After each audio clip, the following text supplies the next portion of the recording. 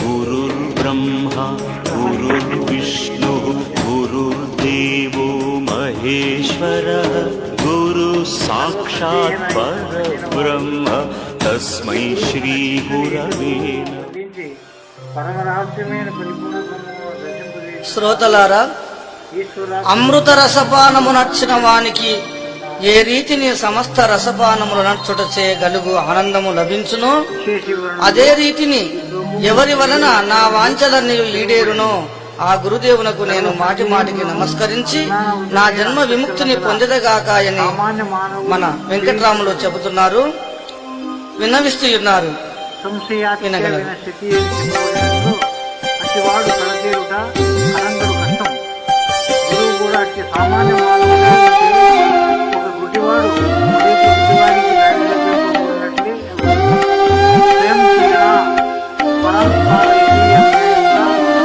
గురునామ స్మరణ మరువకు దుర్గుణములను మది నుంచకు ఘోర సంసారంబులో బడి దారిగానక తిరుగకు. గురునామ స్మరణ మరువకు దుర్గుణములను మది నుంచకు ఘోర సంసారంబులో బడి దారిగానక తిరుగకు. ఆ బ్రహ్మతత్వం అఖండ జ్ఞాన స్వరూపమైనది. దాన్ని తెలియటానగా ఆ స్వరూపమే ఆలు పిల్లలు ధనము నాదని చాలగా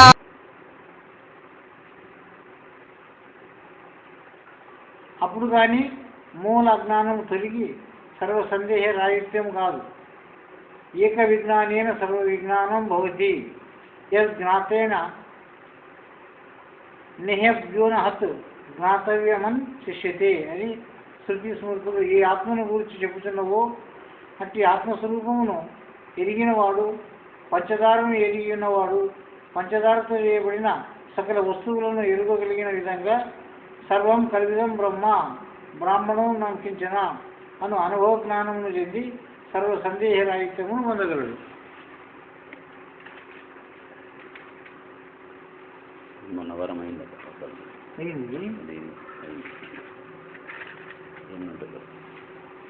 కర్తవ్యం రహస్యం ఏ దర్శయతి అంటే ఇంతవరకు నేను మొన్న వారము అర్థమైంది గురువు యొక్క మహత్వం గురించి. అనేక జన్మార్జిత పుణ్యపాత గురుతత్వం లభ్యతే మనుష్య అనేక జన్మలు ఎందు చేయబడిన పుణ్య విశేషం చేతి కానీ గురుతత్వం లభింపదు అని గురుతత్వమును ఆరూఢం చేసుకున్న గురువు మహాపుణ్యపురుషుడు ఉంటా నిస్సంశయం. సాధునాం దర్శనం పుణ్యం సర్శనం పాపనాశనం అనగా అట్టి సాధువు సత్పురుషుల సందర్శనం చేతనే పుణ్యం ప్రాప్తించింది. పాదస్పర్శాది మహాభాగ్యమే కలిగినచో పాప పంకీలమంతయు పటాపంచలగునంటూ ఎట్టి సందేహం లేదు. గురువు ముఖ్యమైన జ్ఞాతవ్యం నాణ్యదా దంతకోటివి అని గురుముఖత శ్రవణము చేసినప్పుడే ఆ గురుతత్వము అపరోక్షం కాగలదు. గురువు వల్ల గురుతత్వమును గుర్తించిన వాడే తిరిగి ఇతరులకు ఉపదేశించుటకు సమర్థుడు కాగలడు. సర్వ సందేహములను సర్వ భ్రాంతులను మూలమైన ఎరక కూకుడు వేరును గురుకృపకు పాత్రుడైన వాడే ఛేదించగలడు. ఆ విధంగా ఎరుక రహితమునందు నిశ్చయత్వం పొందినట్టి సర్వ సమర్థుడు గురువే శిష్యుల ఉద్ధరించగలడు. గురువు యొక్క మహత్వం గురించి మన వారం అంతా జరిగింది. ఎటువంటి గురువు అయితే శిష్యులను ఉద్ధరిస్తాడు అనేటువంటి మాటల గురించి మనం తెలుసుకున్నాము. మరి రహస్యం అని అన్నారు. రహస్య రూపముగా ఉన్న పరిపూర్ణ పరబ్రహ్మమును అట్టి సర్వసమర్థులకు గురువైనను ఎట్లా దర్శింపజేయగలడు అనే విషయం కూడా ఈ శ్లోకములో చెప్పబడినది. ఎట్లనగా మున్ముందుగా ఏకీకృత సుదర్శనం అనగా ఆత్మను ఏకీకృతము చెందించవలను. ఆ ఏకత్వ రూపము సత్యం శివం సుందరం చెప్పబడుతుంది. ఆ ఆత్మస్వరూపమే మంగళస్వరూపమును దర్శింపదగినదా. సుదర్శనం సుదర్శనం ఉత్తమోత్తమము మంచి దర్శనం లేక దృశ్యం అయి ఉన్నది. శృంగారమంతి ఒకచోట చేర్చిన సౌందర్య రాశి అయి సర్వ శృంగార దృశ్యములను ప్రకాశింపజేయు కారణస్వరూపమై శ్రీకార వాచ్యమై ఉన్నది. అట్టి అది సృష్టి అంతటికి ఏకం అనేకం భవతేనే న్యాయంగా అనేకాత్మకమైనది ఏకీకృతము అనగా అట్టి అనేకత్వమునకు సూత్రే మణిగణాయను ఆహారంలోని మణులకు దారమెట్లు అట్లే ఆధారంగాను అధిష్టానంగాను ఉన్న ఆ తొలి వస్తురూపమును శిష్యునికి మానసిక ప్రత్యక్షం గావించుటే గురుమూర్తి యొక్క ప్రథమ కర్తవ్యము అన్న వారమైంది. ఏ రూపకంగా శిష్యునికి ఎదిగిస్తాడు అంటే తాను ఎరిగితేనే ఇంకొకరికి ఎరిగించడానికి సాధ్యమవుతుంది అన్నమాట. మరి అటువంటి ఎరిగినటువంటి గురువు ఏ రూపకంగా తన వాచ్యని ప్రయోగిస్తాడు అనేటువంటి మాటకి ఏక విజ్ఞానం సర్వ విజ్ఞానం భవతి. ఏ ఒక్కదాన్ని తెలుసుకుంటే సర్వం తెలియబడుతుందో, ఏ దాన్ని చూస్తే ఇంకొకటి చూడాలనే అపేక్ష లేదు, ఏది తిన్న తర్వాత ఇంకా వినాలనే అపేక్ష లేదు, ఏది తిన్న తర్వాత ఇంకా తినాలనే అపేక్ష లేదు. ఈ పంచ సన్మాత్రలు ఏదైతే ఉండవో ఇవి ఆకలి తీరదు. చూసే కొద్దిగా ఇంకా చూడాలనే అపేక్ష ఉంది, వినే కొద్దిగా ఇంకా వినాలనే అపేక్ష ఉంది, తినే కొద్దిగా ఇంకా తినాలనే అపేక్షనే ఉంది. ఈ జీవుడు అనేటటువంటి వాడు తన స్వరూపాన్ని కోల్పోయి అనేక జన్మములను తెలుగుతో మానవ జన్మములకు వచ్చి ఏదో పూర్వపుణ్య విశేషం చేత సద్గురుని చేరి ఆ సద్గురుని ద్వారా శిక్షణ పొందుతున్నాడు. దర్శనమైంది, ఒక పుణ్యం ప్రాప్తమైంది, పాదస్పర్శగా అయింది, మంత్రోపదేశం అయింది. మరి ఇప్పుడు వాక్కు ద్వారా వారికి కలిగిన సంశయాలను నిలిపించేదాని కొరకు శ్రవణం అనేటటువంటి పాఠం పెట్టినారు. ఆశ్రమం నందు 3 విధములు మొట్టమొదలు తెలుసుకోవాలి ప్రతి శిష్యుడు: కూటము, పాఠము,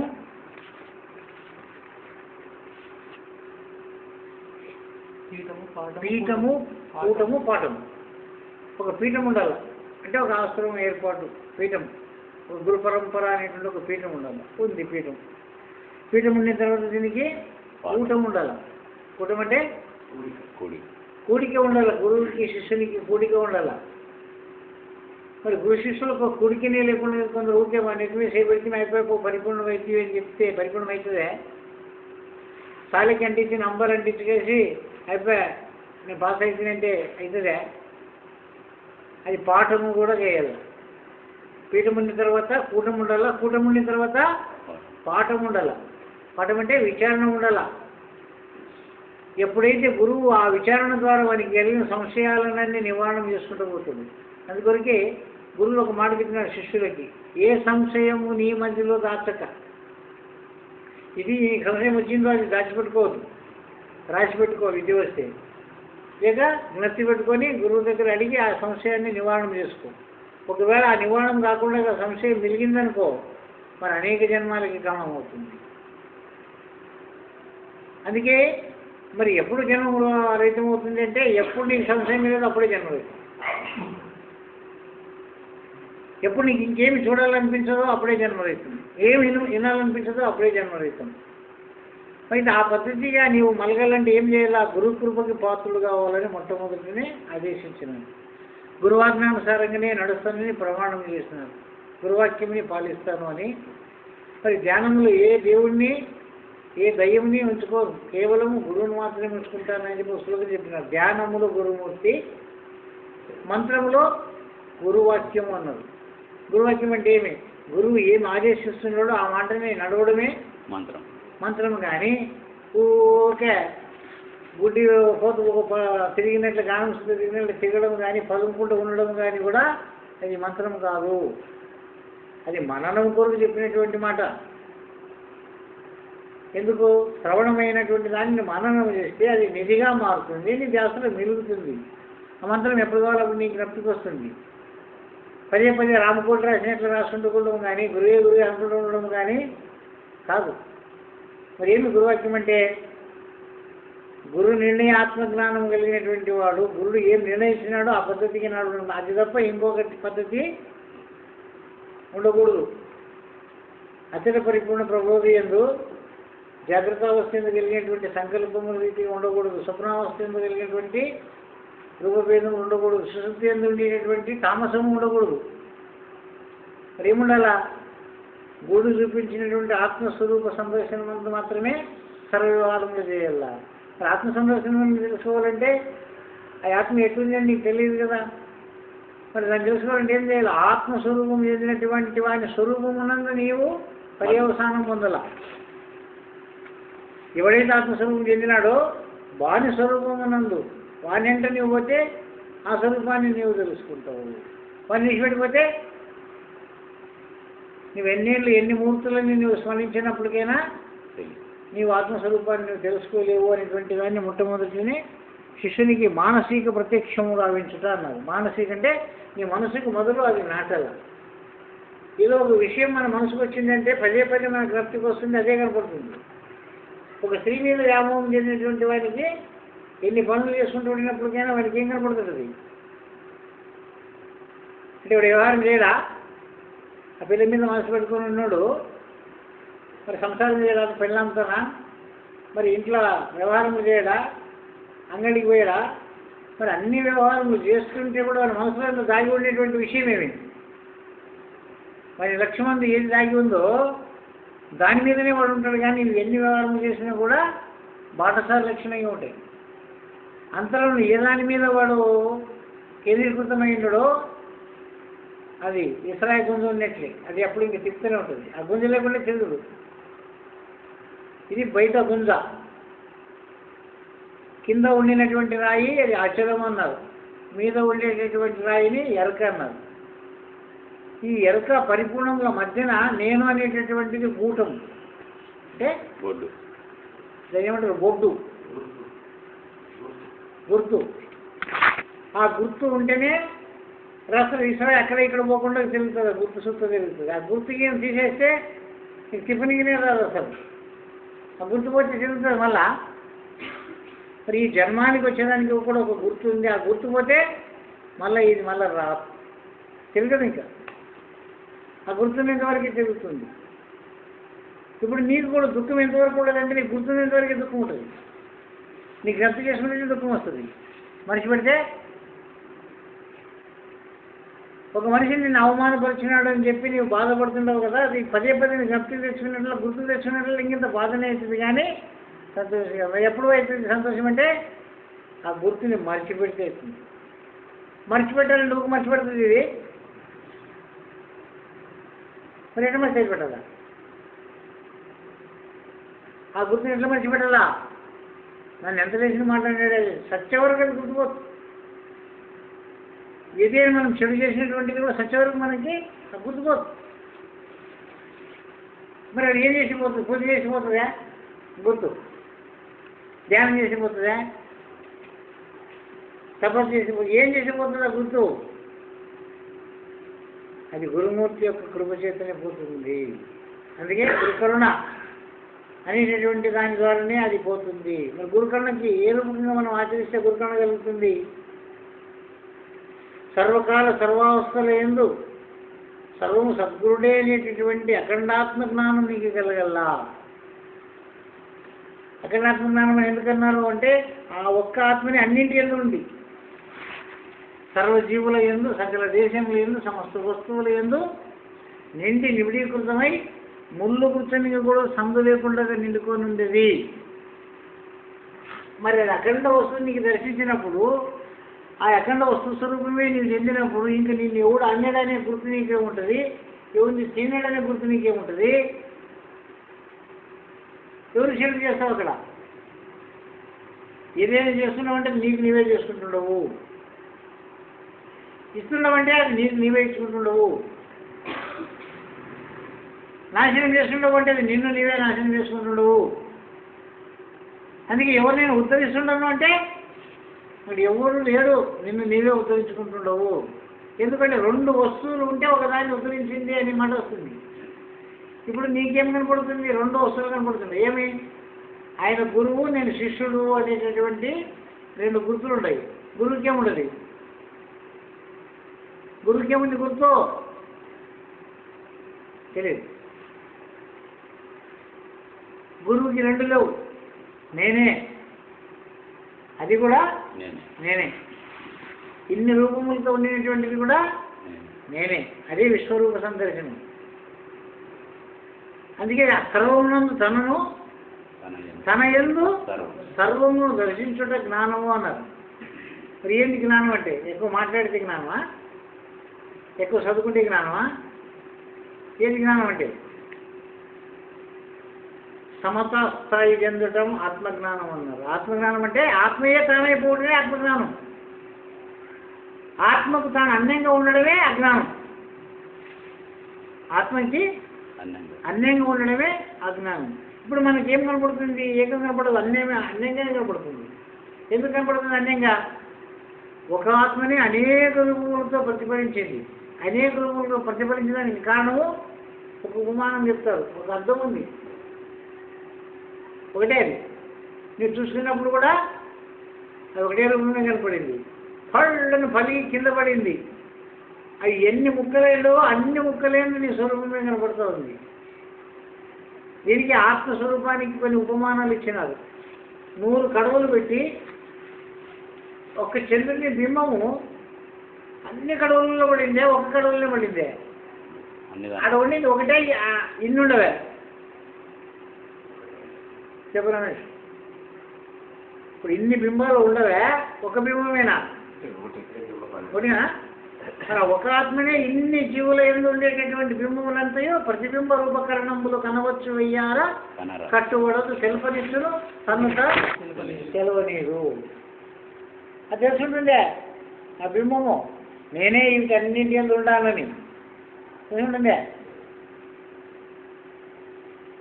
పోయి అది తెలుసుకోదు. మరి ప్రతిఫలించినటువంటి ఇది తెలుసుకుంటుండే. అది తెలుసుకోదు. ఇదేం తెలుసుకుంటుందే? ఇది తెలుసుకోదు. మరి ఎట్లా తెలుసుకునేది? ఎవరిని తెలుసుకుండ్రి? నిజబింబము ప్రతిబింబము తెలుసుకున్నా, ప్రతిబింబము నిజబింబం తెలుసుకున్నా.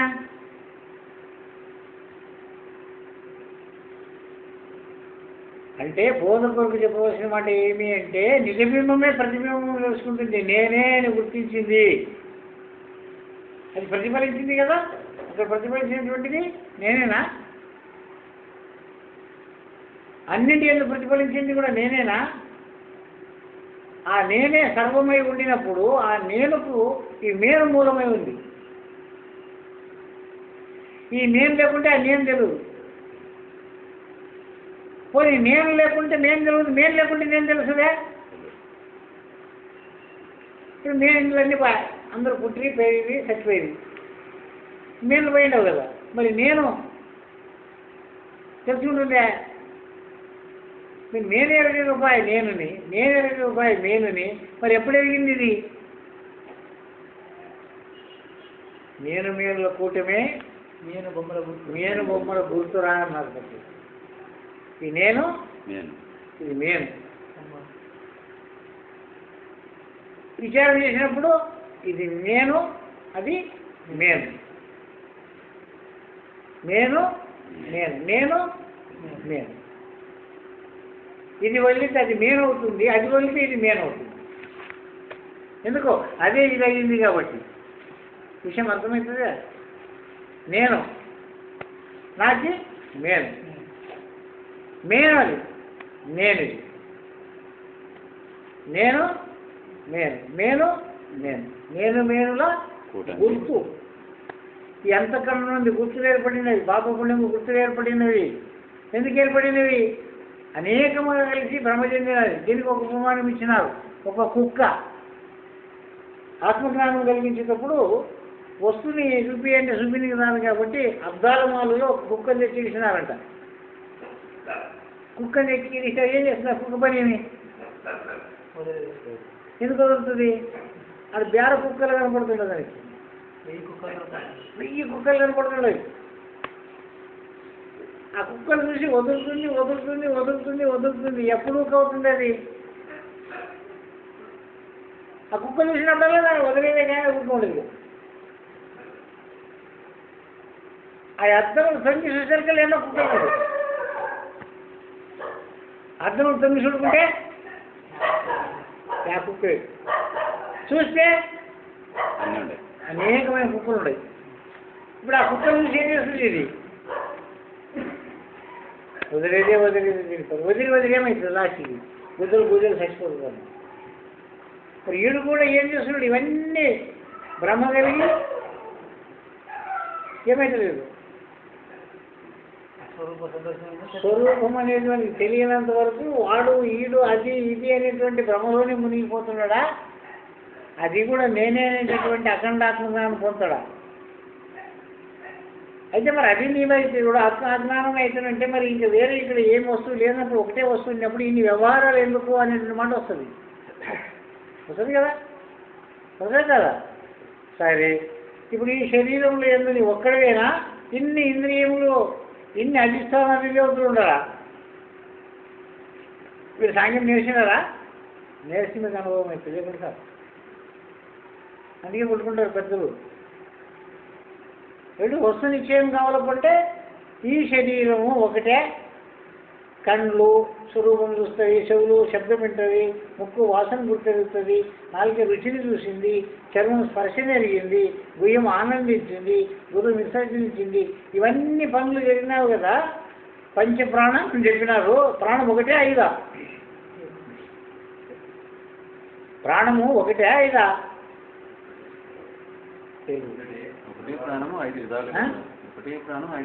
ఐదు దారులు అయింది కదా. ఐదు దారులు అయినటువంటి దాన్ని తెలుసుకున్నటువంటి తెలివి ఒకటి ఉంది కదా నీకు. ఈ తెలివి ఏ దానికి సంబంధించింది? శరీరంకా, ఇంద్రియములకా, ప్రాణంకా?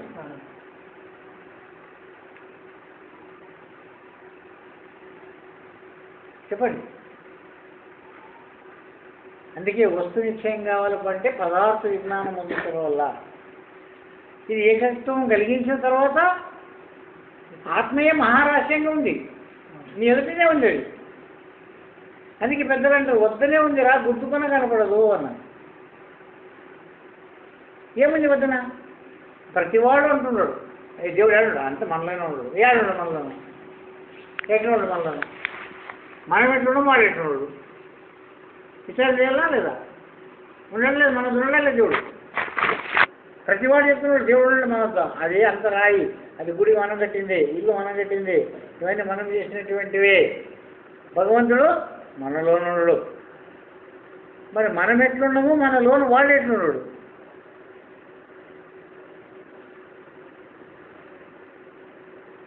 అందుకే విషయం విచారం చేసినప్పుడు నేనందున నేనున్నది, మేనందున నేనున్నది, నేనందున మేనున్నది, మేనందున నేనున్నది. ఏమై ఇట్లంటే మాకు అర్థం కాదు. అర్థం కదా, విత్తనంలో వృక్షం ఉంది, వృక్షంలో విత్తనం ఉంది. అర్థమవుతుందా? ఇది అర్థం కదా. కోడిగుడ్లో కోడిపిల్ల ఉంది, కోడిపిల్లలో కోడిగుడ్డు ఉంది. అర్థమవుతుందా? ఇది కూడా అర్థం. ఎదుటిగా ఉండవు అన్నీ లేవా? కోడిపిల్ల వస్తుందా లేదా? గుడ్ల నుండి వచ్చింది కదా. మరి ఆ పిల్ల గుడ్డు పెట్టింది కదా. అయితే ఇప్పుడు ఏది మొదలన్నావు దీన్ని? కోడి మొదలన్నావు, గుడ్డు మొదలన్నావు? ఆడవాళ్ళు మొదలు పుట్టే, మొగలు మొదలు పుట్టే? తెలియదు. ఎందుకు తెలియదు? ప్రకృతి అంటే ఏది మనకు తెలియదు, పురుషుడు అంటే ఏమని మనకు తెలియదు. బోధ చెప్పేటప్పుడు ఆడవాళ్ళకి మొగళ్ళకి ఒకే మనం బోధ చెప్తున్నాము. ఏం బోధ? వాళ్ళు ఆడవాళ్ళు, మొగోళ్ళు. వీళ్ళకి జ్ఞానేంద్రియాలు ఉన్నాయి, వాళ్ళకి జ్ఞానేంద్రియాలు. వీళ్ళకి కర్మేంద్రియాలు ఉన్నాయి, వాళ్ళకి కర్మేంద్రియాలు ఉన్నాయి. వీళ్ళకి విషయాలు ఉన్నాయి, వాళ్ళకి విషయాలు ఉన్నాయి. వీళ్ళకి ప్రాణాలు ఉన్నాయి, వాళ్ళకి ప్రాణాలు ఉన్నాయి. ఇప్పుడు ఏది ఆడిదేది మొగలు చెప్పు? ఆడిది అంటే ఏమిటిది, మొగది అంటే ఏమిటిది?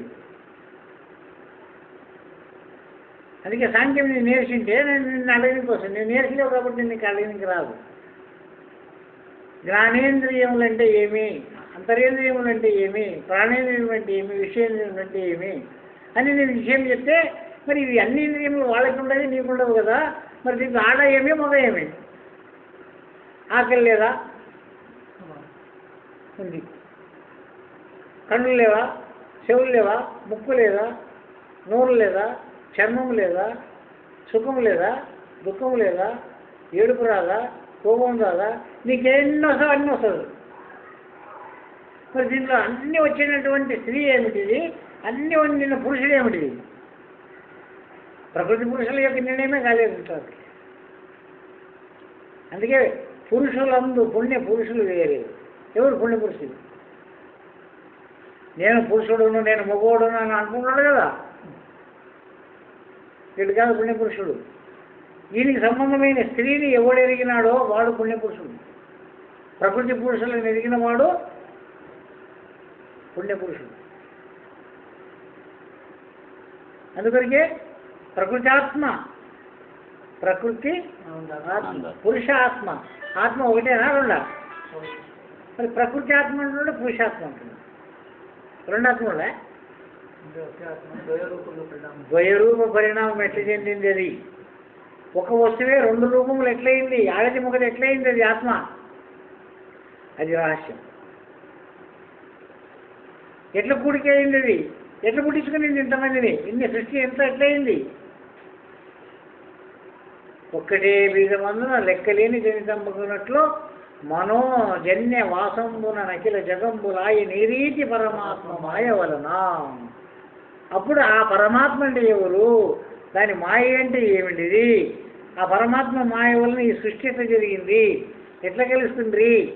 ఇప్పుడంటే మనం అప్ప అమ్మ కలుసుకుంటే మన పిల్లలు పుట్టిరి, మనం ఎట్లా పుట్టినంటే మన అప్ప అమ్మ కలుసుకుంటే వాళ్ళు పుట్టిరి, వాళ్ళు ఎట్లా పుట్టినంటే వాళ్ళ అప్ప అమ్మ కలుసుకుంటే వాళ్ళు పుట్టిరి, వాళ్ళ అప్ప అమ్మ కలుసుకుంటే వాళ్ళు పుట్టిరి, వాళ్ళ అప్ప అమ్మ కలుసుకుంటే వాళ్ళు పుట్టిరి. మొట్టమొదటి ఎవడో దీనికి అప్పమ్మంటే తెలియదు. అందుకే ఇప్పుడు పాట పాడా ఏమైంది? తనువుకు మూలము తల్లిదండ్రులని తలపోయుటనది కాదండి, తనకు తానే తల్లిదండ్రులటంచున వినిపించిది గన బుధులండి. ఉచితానం జగత్తులందరూ తల్లిదండ్రులు అంటుంటే ఈడ నువ్వు గుడ్డ మాట్లాడతావు కదా.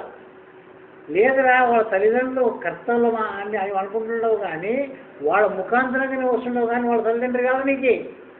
ఇది ద్వారా. ఇప్పుడు ఇంకొక ఉపమానం చెప్తా. కంటి ద్వారా రూపము చూస్తుండవా? కన్ను చూస్తుంది. చెవు ద్వారా శబ్దం వింటుండవా? చెవి వింటుండే. ద్వారమే కదా. తల్లి ద్వారా, తల్లిదండ్రుల ద్వారా వచ్చినావు నువ్వు, అది ద్వారమే. వాళ్ళగా నీ తల్లిదండ్రి అదేనా? వాళ్ళంటే బాగా చేసి పెట్టుకుంటుండ్రి.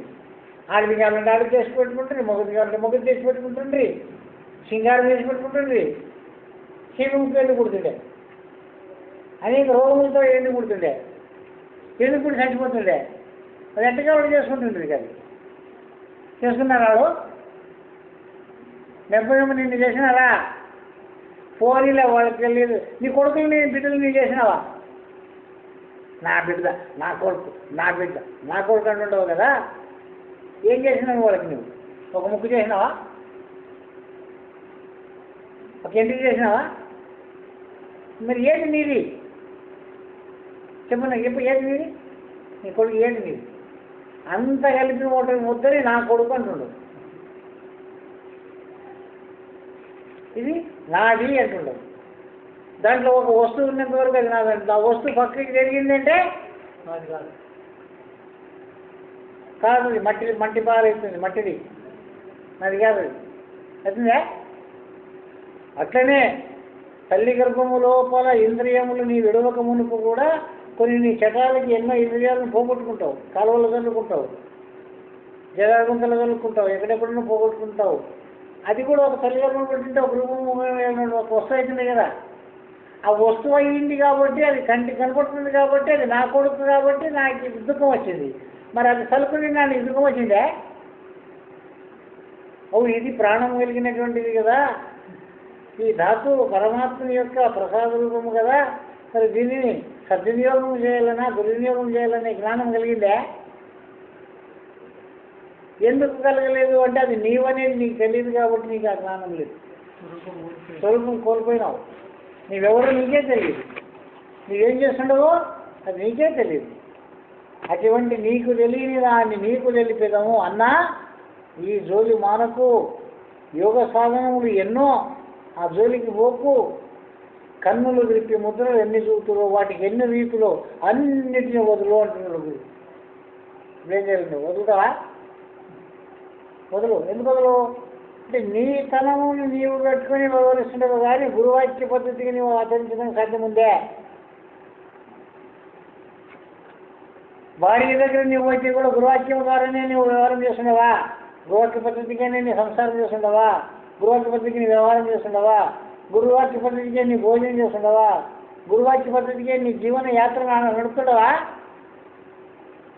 ఆ రీతిగా నువ్వు నడిపిన నాడు అంతయో గురుమూర్తి యొక్క ఆజ్ఞానుసారంగానే జరుగుతుంది. ఈ సృష్టి అంతా ఎవరి ఆజ్ఞానుసారం జరుగుతుంది? వాడు కనపడడు. కానీ కాలకాలానికి రాత్రి పొగలు జరుగుతుండవు, వర్షాలు జరుగుతుండవి, ఎండలు వానలు చలిలు ఆటోమేటిక్గా వచ్చేస్తుండవు కదా. ఇది ఇన్ని నడిపేటోళ్ళు కనపడకుండానే ఇవన్నీ జరుగుతున్నావు కదా. మరి నీలో కూడా ఇన్ని మార్పులు వస్తున్నాయి. బాల్యం వచ్చింది, యవ్వనం వచ్చింది, వృద్ధాప్యం వచ్చింది, మరణం కూడా వస్తుంది. మరి ఇన్ని జరిగినా కూడా దీన్ని జరిపేవాడు మాత్రం నీకు కనపడదు. నేను మాత్రం అంటుండవు, నీవెవరు నీకు తెలియనే లేదు. ఇప్పుడు వాడు తెలిసిందే, నేను ఫలాని వాడు, ఫలాని కులము, ఫలాని గుర్తు అన్నీ నువ్వు పెట్టుకునేటువంటివన్నీ అబద్ధమే. అసలు నీవు కానే కాదు. మరేం నువ్వు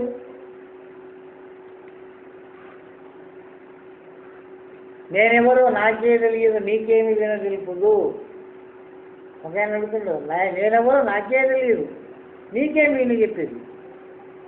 నాకు నీకును రాక ఏకమైన దానిని ఏ గురినిచ్చే కన్ననో, నీవు నేను ఎరగనిది విననిది నీకు నేను తెలిపేదను. నీవు నేను ఎరగనిది విననిది నీకు తెలిపేదను. అన్నా ఈ జోలి మానకు.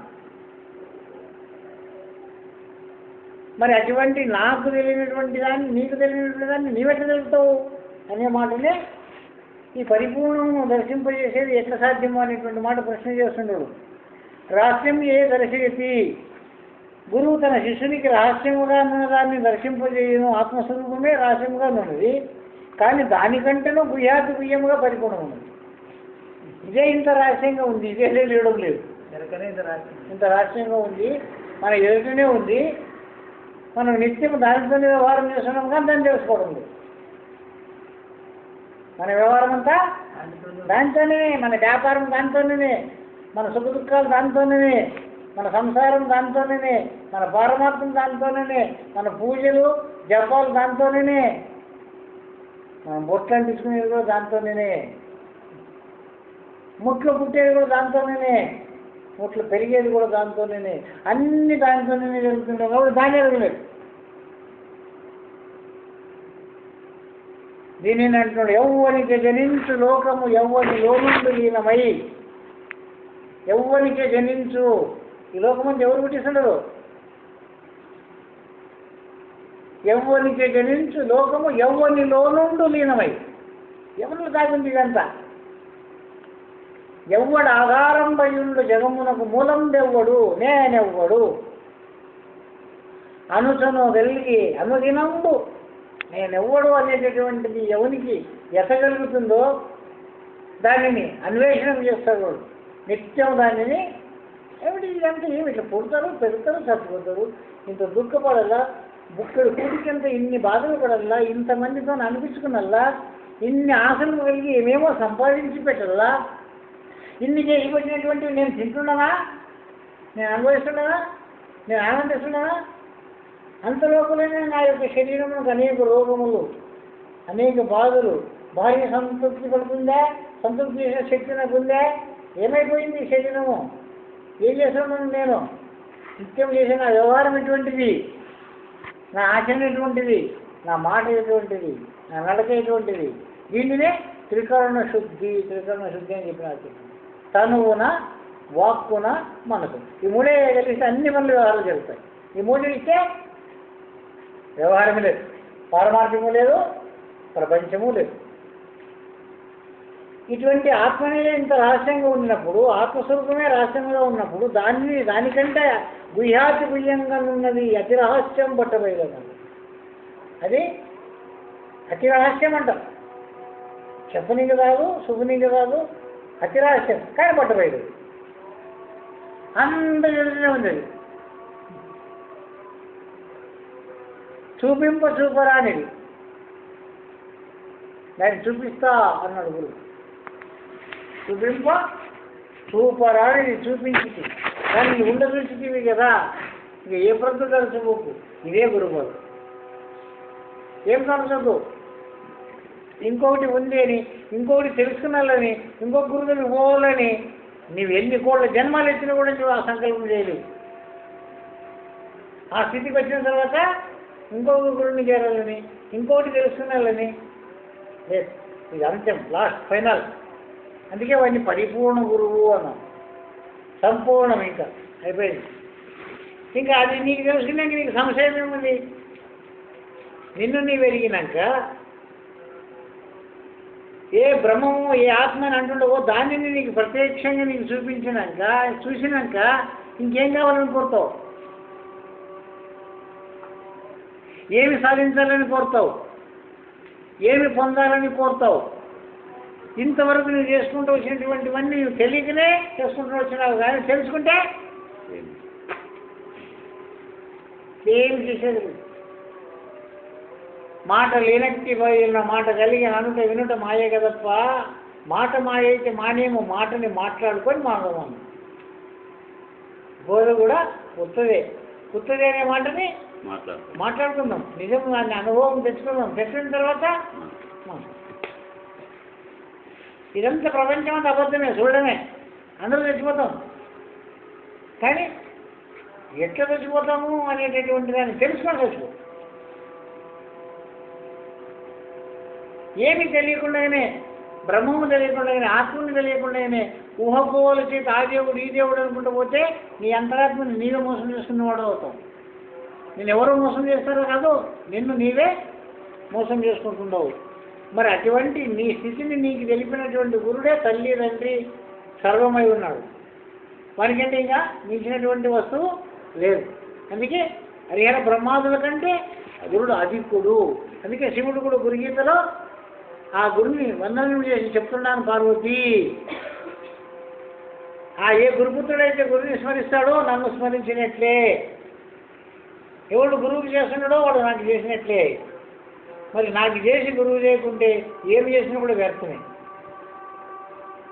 అందుకే మాయరూపంగా ఉండేటువంటి దాన్ని చేస్తున్నాడు. కానీ అందువరకు విష్ణువు రుద్రునికి బ్రహ్మమునికి కూడా గురువు ఉండరు కదా. ఎవరు అంటే ఆ గురువుకి గురువు అయినటువంటి గురుతే ఆత్మ, అధిష్టాన చేతన బ్రహ్మము. బహు తేట తెల్లము అని ఉన్నది. అయితే ఎవరికి తేట తెల్లము అని ఉన్నది? అది ఎవరు తెలియబడుతుంది? అది ఆ స్థితికి వచ్చిన వాడిని తెలియబడుతుందే, ఆ స్థితికి రావడానికి తెలియబడుతుంది. ఇప్పుడు ఒక స్త్రీ ఒక యవ్వనంకి వచ్చిన తర్వాతనే దానికి తెలుసుకుంటుంది. ఎవడైనా ఏమన్నా చర్చ చేస్తున్నాడంటే, కన్ను కొడుతున్నాడంటే, సైన్యం చేస్తున్నాడంటే తెలుస్తుంది. కానీ ఆ యవ్వనంకే రాని స్థితిలో ఉన్నప్పుడు ఏమైనా తెలుస్తుందా? తెలియదు కదా. కొన్ని పురుషునికైనా కూడా ఒక యవ్వనం వచ్చేంత వరకు దాని యొక్క ఇష్టం కానీ దాని యొక్క మమకారం కానీ లేదు. ఎప్పుడైతే ఆ స్థితికి వచ్చినాడో పదే దాని గురించి ఆలోచన చేస్తుంటాడు. స్త్రీ ఎందు పురుషుడు, పురుషుని ఎందు స్త్రీ రూపంలో ఉంటాయి, వేరులో ఉండవు. సర్వజీవుల కోట్ల ఎందు కూడా ప్రకృతి పురుషుని ఎందు ఉంది, పురుషుడు ప్రకృతి ఎందు ఉన్నాడు. మహాత్ఫలంగా సూర్యోదయము నిన్ను గుడ్డివారికి కనరనట్లే కదా. సూర్యుడు దినం పొడుస్తున్నాడు, మునుగుతున్నాడు. ఈ గుడ్డానికి ఏమైనా కనపడుతుందా? అయితే మరి సూర్యుడు పొడిచినాడని ఎట్లా చేసుకుంటున్నాడు? పొద్దు పొడిచిందని. ఆ సూర్యుని కిరణము శాఖ తగిలినప్పుడు తెల్లగైనట్లేదే, పొద్దు పొడిచినట్లుంది వర్ష వలన.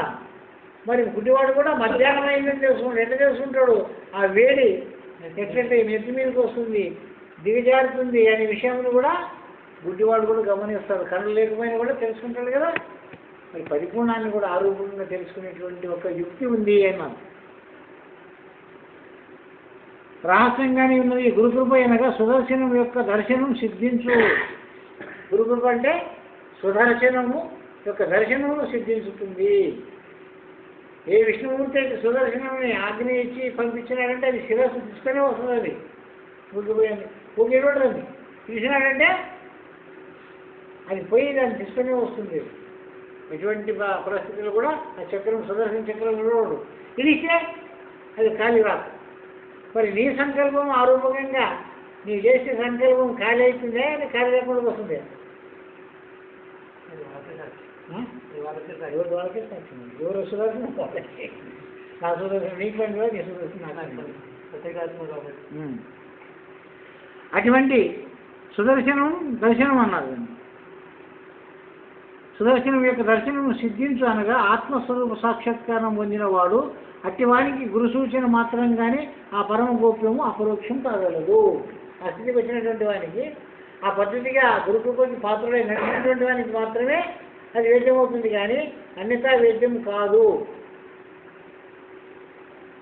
అపరోక్షం కాగలదు. అందుకే కృష్ణ దేశికేంద్రుల వారు తమ కందార్థములలో అపరోక్షమౌను మనుషులకు పరోక్షం పైన బయలు గురుకృపగలుగా కీలిదే అని లేని ఎరుక తాతలుగా. ఏం కీలపతించి అంటే ఆ యొక్క పరోక్షంగా ఉండేటువంటి బ్రహ్మం మనకి కనపడేటువంటి తత్వం ఏదైతే ఉందో అది ప్రత్యక్షం అంటే కనపడడం, తెలుసుకోవడం, దానిని అనుభవం తెచ్చుకోవడం, పొందడం. పరోక్షం పైన బయలు అపరోక్షం అవునా మనుషులకు పరోక్షం పైన బయలు. అపరోక్షం అంటే అనుభవంకి వస్తుందే, పరోక్షంగా ఉండేటువంటి బ్రహ్మము పరోక్షంగా ఉండేటువంటి ఆత్మ తెలుస్తుందా?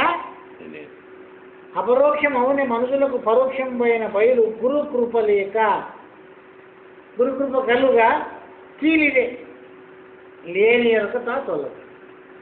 గురుకృప ఎప్పుడు కలిగిందో అప్పుడే ఎరుక తొలుగుతుంది, ఇంకా తనంతటి తానే పక్కకు మారనేవుతుంది. ఎట్లా సూర్యుడు వచ్చిన తక్షణం చీకటి ఎట్లా లేకుండా పోతుందో అట్లా గురుకృప ఎవరికైతే కలుగుతుందో వానికి ఈ అజ్ఞానం అనేటటువంటిది తనకు తానే పటాపంచమైపోతుంది. కీలిదే లేనెరుక తాతలుగా అని సెలవిచ్చినారు. గురుకృప కలిగిన వానికి గురువు చేయ సూచన ఏమి? గురువు కలిగింది, ఇప్పుడు ఆ వారికి ఏం సూచన చేస్తాడు గురువు? అది కృష్ణదేశంలో వారే సెలవిచ్చినారు. ఎట్లా? గురుడు అచలము చలములను తనకిరిగించిన, గురుడు అచలము చలము అంటే ఇది శాశ్వతము ఇది అశాశ్వతము అని రెండింటిని చూపించవలసి వస్తుంది గురువు. ఇది ఎరుక, ఇది మరుపు, ఇది పరిపూర్ణము అచలము, ఇది చలము.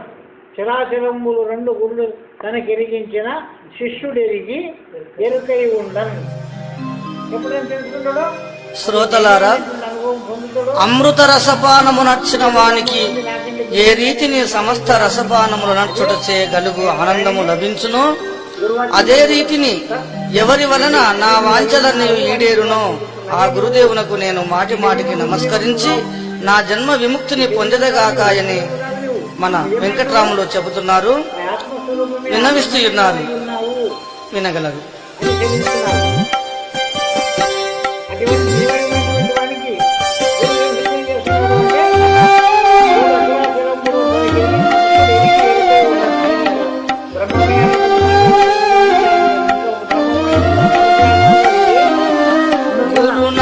స్మరణ మరువకు దుర్గుణములను మది నుంచకు ఘోర సంసారంబులో బడి దారిగానక తిరుగకు. గురునామ స్మరణ మరువకు దుర్గుణములను మది నుంచకు ఘోర సంసారంబులో బడి దారిగానక తిరుగకు.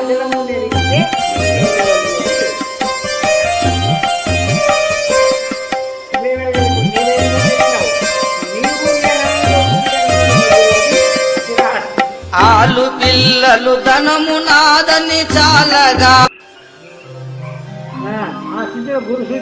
శ్రోతలారా, అమృత రసపానము నచ్చిన వానికి ఏ రీతిని సమస్త రసపానములు నచ్చుట చేయగలుగు ఆనందము లభించునో అదే రీతిని ఎవరి వలన నా వాంఛలన్నీ ఈడేరునో ఆ గురుదేవునకు నేను మాటి మాటికి నమస్కరించి నా జన్మ విముక్తిని పొందదగాకాయని మన వెంకట్రాములు చెబుతున్నారు, విన్నవిస్తూ ఉన్నారు, వినగలరు.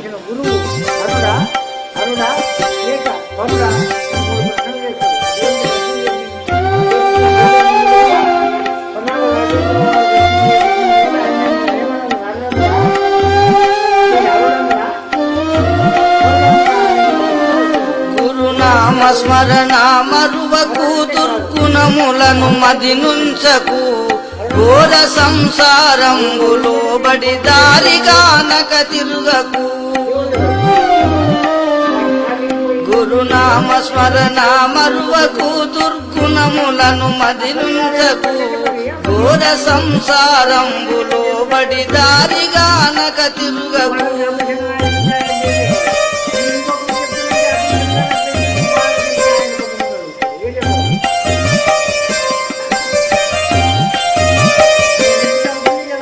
ఆలు పిల్లలు ధనము నాదని చాలగా ఇటువంటి ప్రశ్నలన్నీ దానికి ఏమన్నారు?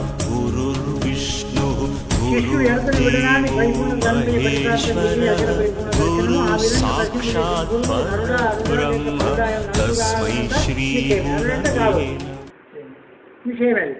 సగుణ రూపంలో అరుడు. సగుణం అంటే సాక్షాత్కారంగా నీతో మాట్లాడినాడు, పాద స్పర్శించినాడు, పాదాలు కడుకొని పూజిస్తున్నావు, సగుణ స్వరూపమే కదా. సగుణ రూపంలో అరుడు లేక ఈశ్వరుడు. నిర్గుణ రూపంలో అతడు పరుడే. నిర్గుణ రూపంలో పరుడు అతడు. సగుణ రూపంలో అతను అరుడు. పరుడే అనగా గురుతత్వమైన పరతత్వమే అని తెలియవలను. గురుని ఏం తెలుసుకున్నాను ఇప్పుడు? పరతత్వమే అతడే అచలము, అతనే పరిపూర్ణము. ఎందుకు? పరారూపకంగా ఉన్నాడు కాబట్టి అతను పరుడే. గురుతత్వమైన పరతత్వమే అని తెలియవలను. ఈశ్వర స్వరూపుడు ఆ గురుమూర్తిని భజిస్తున్నాను అని ఈ శ్లోకంలో ఈశ్వరుడే పార్వతికి చెప్పుచున్నాడు. నేను భజిస్తున్నాను ఆ గురుని, ఆ పరంధాముని నేను స్మరించి నీకు బోధ చెప్తున్నాను పార్వతి అన్నాడు. అంటే ఈశ్వరుని కూడా ఒక గురువు ఉన్నాడు అన్నట్లేదు. మరి ఈశ్వరుడు అనగానేమి? మనమంతా ఈశ్వరుడే సర్వం అనుకుంటున్నాము. అతని కంటే గొప్పవాడు గురువు ఉండడం చెప్పి ఈశ్వరుడే చెప్పినాక ఈశ్వరుడు ఎవరు? ఇతనెవరు? సమానం చేస్తున్నాడు అంటాము. ఇతనెవరు? ఇతనే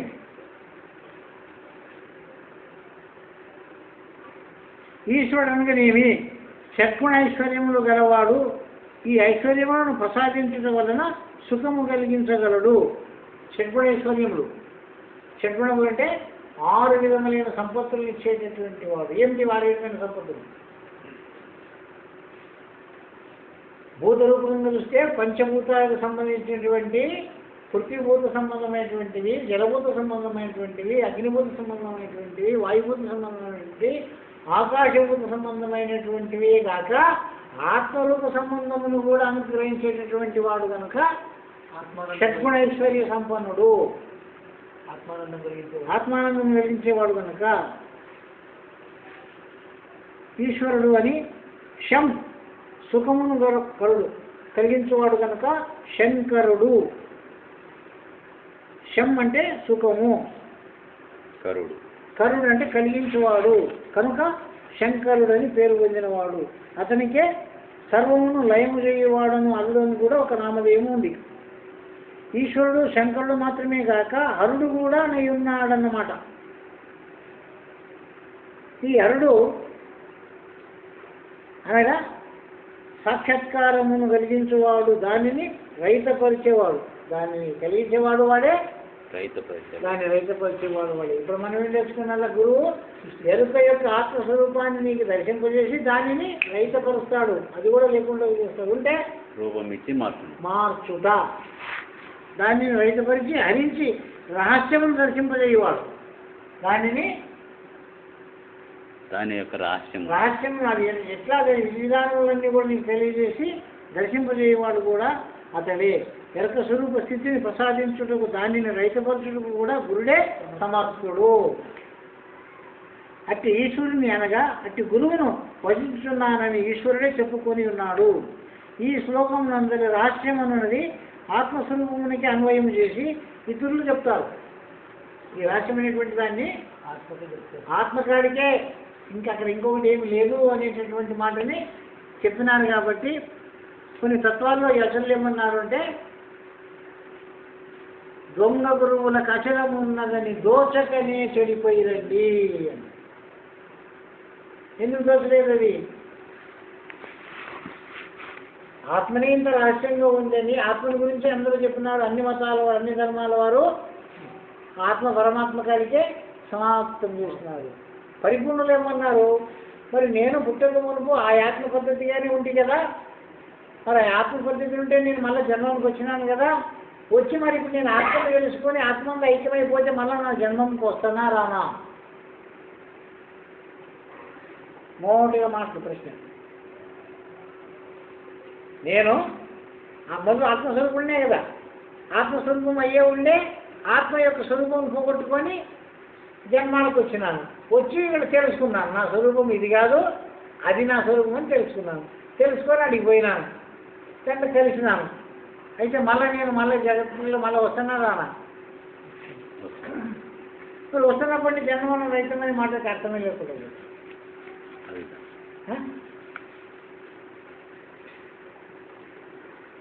ఏది సంకల్పం చేసిందో, ఏంటంటే సంకల్పం వల్ల సృష్టి జరుగుతుందో, ఏ సంకల్పం చేత ఏదాన్ని తెలుసుకున్నాడో మరి దాని ఎందుకు చేరిపోతుందంటే మనకి మన జన్మ రాదా? వస్తుంది. జన్మరహితం కాలేదు కాబట్టి ఆ అచలం దోషలేదు వాళ్ళకి.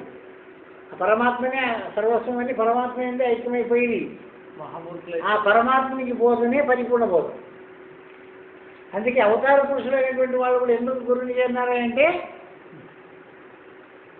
ఈ అఖండ భూతత్వం తొలగించుకునే దానికి, ఇది నేను అనేటటువంటి దాన్ని పోగొట్టుకునే దానికి గురు అవశ్యమా, శీఘ్రమా మొట్టమొదటి మీరు చేరవలసిందే గురువుని అన్నారు. ఇతరులు అందరూ ఆత్మ అజ్ఞానం అనేది పోగొట్టుకొని నేను ఆత్మస్వరూపుడు అయితే నేను ఆమె అయ్యి కదా, అవుతుందే కదా ఆమె. నేను బ్రహ్మము, నేను బ్రహ్మము, నేను బ్రహ్మమును అన్నవారు మన్నుపాలైనారు. పోయినా కదా కృష్ణుడు కానీ రాముడు కానీ ఆంజనేయుడు కానీ మనుపాలైపోయారా? ఎట్లా ఉండరా చెప్పండి, ఏమై విశ్వరూపం చూపించినాడు కదా, చూపించినటువంటి వాడు మన్నుపాలైపోయినాడా శాశ్వతంగా ఉన్నాడా? మరి ఏ మన్నుపాలైపోయినప్పటికీ, ఏ శరీరం ద్వారా వచ్చి మన్నుపాలైనప్పటికైనా ఏ మూలం అనేటటువంటి దాన్ని తెలుసుకున్నాడో అది మళ్ళీ జన్మానికి కాలం అవుతుందా లేదా తానే చెప్పుకున్నాడు కదా. అధర్మమును సంభవించినప్పుడు నేను నాకు నేనే అవతారం ఎత్తుతాను, ఎవడు నన్ను పంపిస్తూ లేడు, ఆ సత్యాన్ని బోధించినారా లేదా? దాన్ని ఎవరైనా పంపించినారా? నిన్ను ఎవరైనా పుట్టమన్నారా? తనకు తానే పుడుతుంది. పుట్టినటువంటి స్వరూపాన్ని మర్చిపోయి తాను అనేక జన్మాలు తిరుగుతుంది. తిరిగి మన జన్మమును శుద్ధి చేసుకొని నేను మనిషి వచ్చినానని చెప్పి మళ్ళీ తిరిగిపోతుంది. పోయి తన ఎందుకు చేరుతుంది. చేరేది వచ్చే లక్షణం అనేది మాత్రం పోలేదు. కాబట్టి ఆ పరిపూర్ణమైనటువంటిది ఏదైతే ఉందో అది నేను ఉన్నాననుకోదు, నేను లేననుకో. పరిపూర్ణము నేను ఉన్నాను అని అనుకోదు, నేను లేను అనుకోదు, నేను వస్తానన్నదు, నేను సస్తానన్నదు. కథలక మెదలక కలకాలం ఒక రీతి గలదు బ్రహ్మం బటన్స్ పలికినదేది ఆ ఎరుకే. ఆ పరిపూర్ణాన్ని గుర్తించింది కూడా ఎవరంటే ఈ ఎరుకనే. చూసి దానికి నేనే నా కథ ఇంతని దాన్ని తెలుసుకొని ఉన్న పరిపూర్ణముని తెలుసుకొని అది నాకు భిన్నంగా ఉంది అనేటువంటిది, నాకంటే పరమైనటువంటి విషయం తెలుసుకొని దాన్ని చూసి ఇంకా తన స్వరూపాన్ని తాను పోగొట్టుకొని తన జన్మరహితం చేసుకోవాలనేటువంటిదే ఈ శ్లోకం యొక్క మహారహస్యం. ఇది రహస్యం యో దర్శతి అంటే పరిపూర్ణము దర్శింపజేయునా అని. దృష్టి కాదు, దృక్కు కాదు, దృశ్యము కాదు. పరిపూర్ణం అంటే ఈ ఆత్మరూపకంగా ఉండేటటువంటి లక్షణాలు దానికి ఏదానికి లేవు. ఈ త్రిపుటి అతీతము కదా, దాన్ని సందేహం కలగవచ్చు. కానీ దానికిను సందర్భంలో చక్కగా జవాబు చెప్పి ఉన్నారు. లేదనకు ఉన్నదదిగో నేను ఎరిగి తిన్నాను, నీవు ఎరిగేవా అనేటువంటి ఒక ప్రశ్న చేసినారు. ఇది గురు సూచన ద్వారా మాత్రమే తెలియబడుతుంది. ఆ సూచన కూడా మీకు చెప్తాను. ఇప్పుడు మీరు అర్థం చేసుకుంటే ఆ వస్తువుని తెలుసుకుంటే మీరు ధన్యులు. ఇప్పుడు పరిపూర్ణం అనేటటువంటిది ఎరుక అనేటటువంటి దాని ఎందు ఏ రూపకంగా భిన్నంగా ఉండేటువంటి విషయం ఎరుక ఎందుకు తెలుసుకో తాను అనేటువంటి మాటకి ఇప్పుడు మన ఈపు ఉంది. ఈపు ఉందా లేదా? అంటే చూసినావా? ఈ ఈపు నువ్వు చూసినావా? చూడకుండా ఉందని ఏ రూపంగా నిర్ణయిస్తావు? ఆ రూపంగానే పరిపూర్ణం ఉందే నిర్ణయిస్తుంది. లేదనకు ఉన్నదదిగో నీ వెలిగేవా? ఏదిరా తన్మాత్ర సమ్మతి ఈ భర్త బయట అంటే ఎరుకాత్మికమైనటువంటి పరిపూర్ణాన్ని దర్శింపజేస్తాడు గురుడు. ఆ సూచన ఎరిగినటువంటి వాడు ఆ స్థితికి వచ్చిన వానికి అర్థమవుతుంది. అది ఎరిగి అవును నిజమే ఇక్కడ లేదు నేను అనేటువంటి విషయం తనను తాను తెలుసుకొని ఎక్కడ ఉన్నాను ఎక్కడ లేను అనే విషయం తనను తానే తెలుసుకొని జన్మరహితం చేకూరవలనన్న అట్టి గురుసేవ వినా గత్యాంతరం లేదు. ఎరక తనకు తా విడిపోదు, ఎరకను విడిపింపలేరు ఎవరు దాత్రిన్ గురుడు తప్ప. కనుక అట్టి నరరూపములో ముద్రించవచ్చిన హరుడు పరుడు అను సగుణ నిర్గుణ రూపములో ఉన్న సద్గురునికి ఇవేమా అనంత ప్రణామములు.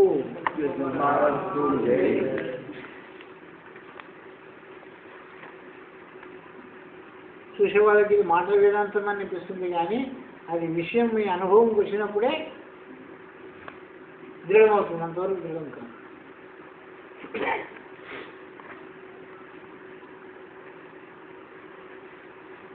ఈ ఎరుక యొక్క మాటల చేత అందరినీ భయపెట్టినారు, అనేకమైన భ్రాంతి భ్రమలు కలిగించినారు. లేని భ్రమలకు మూలమైనటువంటి ఎరుకే. అందుకే మంత్రములు ఎరికే, తంత్రములు ఎరికే, హరిహరాములు ఎరికే, నీవు నేను ఎరికే, సర్వం ఎరికే నేను ఎరిగి నీకు చెప్పి అని. ఎరుక కానిది ఎరుక లేనిది పరిపూర్ణం అన్నారు కాబట్టి, మరి ఇది లేకుండా ఉండే ఒక ఉనికి నీకు కలగాలంటే ఇది మొదలు ఉండే ఉనికి తెలవాలి. ఎరుకై నీవు నిలవాల, బ్రహ్మమై నీవు నిలవాల. నిలిచిన వానికే పరిపూర్ణ పోదు, కానీ తన బ్రహ్మమే కానిటువంటి వానికి, అనేక భ్రమలతో ఉన్న వానికి, భ్రమనే తొలగిన వానికి బ్రహ్మం కలుగుతుందా? మొదలు భ్రమ పోవాలి, భ్రమ పోతే బ్రహ్మం అవుతుంది. బ్రహ్మమైన వానికి కదా పరిపూర్ణ పోదా? అసలు పోదు ఎవరికి? బ్రహ్మ తొలగిన వానికి, బ్రహ్మ పోతానికి. భ్రమ తొలగిన వానికి పరిపూర్ణ పోదా? మరి భ్రమ అందరికీ తొలగిందేమయ్యా అంటే ఈ బుద్ధ రేపు తొలగించుకుంటారు అనేటువంటి యొక్క ఉద్దేశంతోనే పెద్దలు ప్రవేశిస్తున్నారు. మరి ఎవరెవరు ఎవరెవరు గురుకులకి పాత్రలు వేశారు, ఏ పద్ధతి గురువాక్యం పద్ధతికి ఆచరిస్తారు, వాళ్ళకి తప్పకుండా పరిపూర్ణ దర్శనం అవుతుంది.